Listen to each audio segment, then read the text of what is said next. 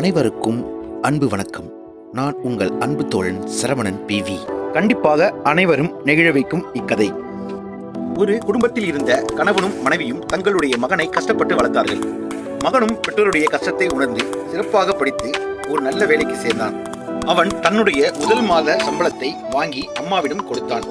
அதுக்கு அவனுடைய அம்மா, இத்தனை நாளாய் உன்னை கஷ்டப்பட்டு வளர்த்தவன் நான் அல்ல, எல்லா செலவையும் உன் அப்பா தான் செய்தார், போய் சம்பளத்தை உன் அப்பாவிடம் கொடுத்துவிடு.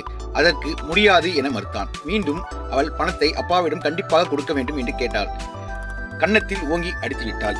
பணத்தை அப்பாவிடம் போய் கொடு என்று கூறினாள். சொல்லியும் அவன் செய்யவில்லை. ஏன் இப்படி செய்கின்றேன் என்று கேட்டாள். அதற்கு அம்மா, ஒவ்வொரு முறையும் அப்பாவிடம் பணம் வாங்கும் பொழுது அவருடைய கை என்னுடைய கைக்கு மேலேதான் இருக்கும். ஆனால் இப்பொழுது அவரிடம் சம்பள பணத்தை கொடுக்கும் பொழுது என்னுடைய கை அவருடைய கைக்கு மேலே இருக்கும். அதனால் தன்னுடைய சம்பள பணத்தை அப்பாவிடம் தரமாட்டேன் என்றான்.